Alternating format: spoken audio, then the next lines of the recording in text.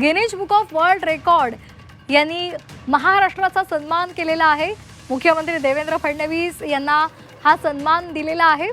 Missing लिंकचा खरं तर जागतिक दर्जावर सुद्धा आपल्याला जागतिक पटलावर सुद्धा डंका पाहायला मिळतोय। मिसिंग लिंकची गिनीज वर्ल्ड रेकॉर्डमध्ये नोंद झालेली आहे आणि त्याचं प्रशस्ती पत्र हे आता मुख्यमंत्र्यांना सुपूर्द करण्यात आलेलं आहे। या मिसिंग लिंकची प्रमुख वैशिष्ट्ये आपण पाहिलेली आहेत। केबल स्टेट ब्रिज आहे। या प्रकल्पामध्ये 650 मीटर लांबीचा केबल स्टेट ब्रिज उभारण्यात आलेला आहे। याची पायलॉन उंची 182 मीटर आहे आणि जो भारतामधला सर्वात उंच रस्त्यावरचा पूल ठरलेला आहे। त्याचबरोबर यामध्ये आणखी एक वैशिष्ट्य आहे ते म्हणजे इथले बोगदे। गिनीज बुक ऑफ वर्ल्ड रेकॉर्डमध्ये जगातील सर्वात रुंद बोगदा म्हणून या प्रकल्पाची नोंद झालेली आहे। हा प्रकल्प केवळ रस्ता नसून अभियांत्रिकीचा एक अद्भुत नमुना आहे।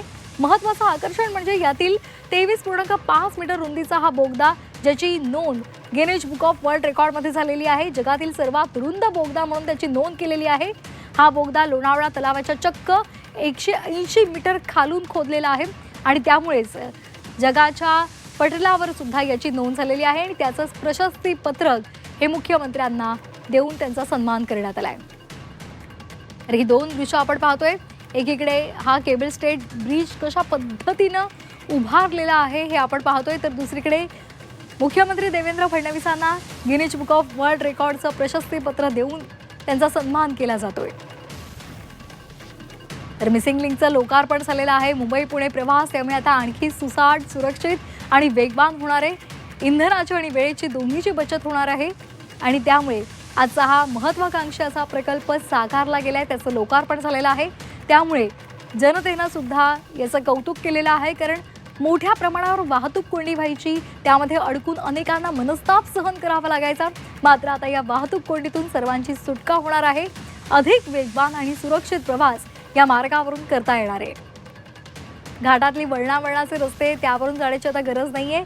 सरळ सुसाट थेट आता लवकरात लवकर म्हणजे 30 मिनिटांचा कालावधी त्यामुळे वाचणार आहे आणि थेट मुंबईहून पुणे आणि पुण्याहून मुंबई गाठणं शक्य होणार आहे।